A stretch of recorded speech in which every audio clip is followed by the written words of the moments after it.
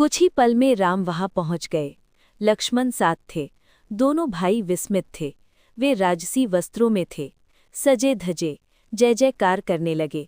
उपस्थित लोग राजकुमार समझ नहीं पा रहे थे कि महाराज ने उन्हें अचानक क्यों बुलाया।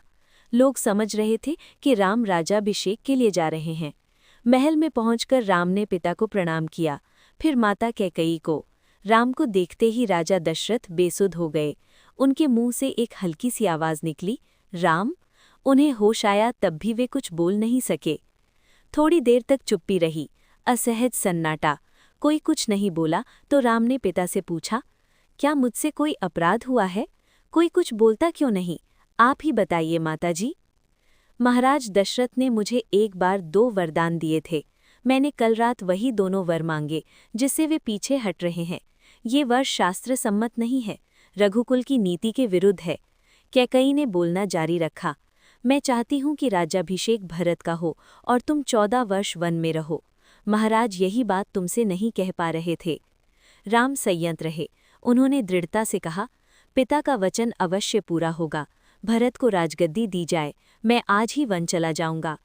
राम की शांत और सूखी हुई वाणी सुनकर कैकेयी के चेहरे पर प्रसन्नता आ गई। उनकी मनोकामना पूर्ण हुई। राजा दशरथ चुपचाप सब कुछ देख रहे थे।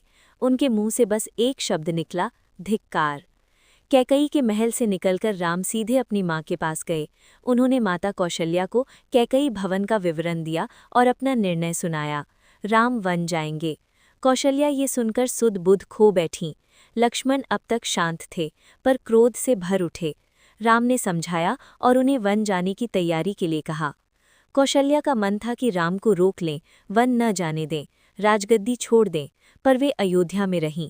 उन्होंने कहा, पुत्र, ये राजाज्ञा अनुचित है, उसे मानने की आवश्यकता नहीं है। राम ने उन्हें नम्रता से उत्तर दिया, ये राजाज्ञा नहीं, पिता की आज्ञा है। उनका आज्ञा का उल्लंघन में शक्ति से परे है। आप मुझे आशीर्वाद दें। लक्ष्मण से राम का संवाद जारी रहा। राम ने वन गमन को भाग्यवश आया उलट फेर कहा। लक्ष्मण इससे सहमत नहीं थे। वे इसे कायरों का जीवन मानते थे। उन्होंने राम से कहा, आप बाहुबल से अयोध्या का राज सिंहासन छीन लें, देखता हूँ कौन विरोध करता है। अधर्म का सिंहासन मुझे नहीं चाहिए, मैं वन जाऊंगा। मेरे लिए तो जैसा राज सिंहासन वैसा ही वन। कौशल्या ने स्वयं को संभाला, उठी और राम को गले लगा लिया। वे राम के साथ वन जाना चाहती थीं।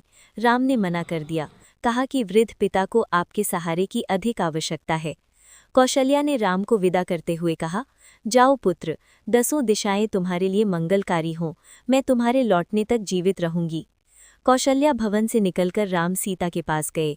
सारा हाल बताया, विदा मांगी, माता पिता की आयु का उल्लेख किया, उनकी सेवा करने का आग्रह किया।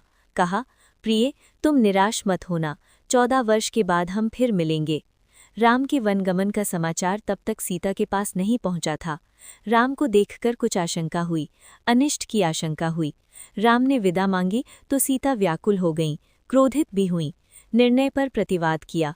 राम नहीं माने तो सीता ने उनके साथ जंगल जाने का प्रस्ताव रखा। सीता ने कहा, मेरे पिता का आदेश है कि मैं छाया की तरह हमेशा आपके साथ रहूं। अंततः राम को उनकी बात माननी पड़ी। तभी लक्ष्मण भी वहां आ गए। वो भी साथ जाने को तैयार थे। राम ने उन्हें इसकी स्वीकृति दे दी, शीघ्र तैयारी करने को कहा। राम चाहते थे कि सीता वन न जाएं, अयोध्या में रहें। वे इसकी अनुमति दे चुके थे, फिर भी उन्होंने एक और प्रयास किया। सीते, वन का जीवन बहुत कठिन है, न रहने का ठीक स्थान, न भोजन का ठिकाना, कठिनाइयाँ कदम कदम पर। तुम महलों में पली हो, ऐसा जीवन कैसे जी सकोगी? सीता ने उत्तर नहीं दिया, मुस्कुरा दी। उन्हें पता था कि राम अपने दिए वचन से पलट नहीं सकते। राम वन जा रहे हैं, ये समाचार पूरे नगर में फैल चुका था। नगरवासी दशरथ और कैकेयी को धिक्कार रहे थे। कुछ देर पहले तक जहां उत्सव की तैयारियां थीं, वहां उदासी ने घर कर लिया। सड़कें गीली थीं, लोगों के आंसुओं से। सबकी इच्छा थी कि राम सीता वन न जाएं। वे उन्हें रोकना चाहते थे, पर बेबस थे। आपको कहानी अच्छी लगी हो तो मेरा चैनल को सब्सक्राइब, लाइक, कमेंट, शेयर ज़रूर करें। आगे की कहानी अगले भाग में। धन्यवाद।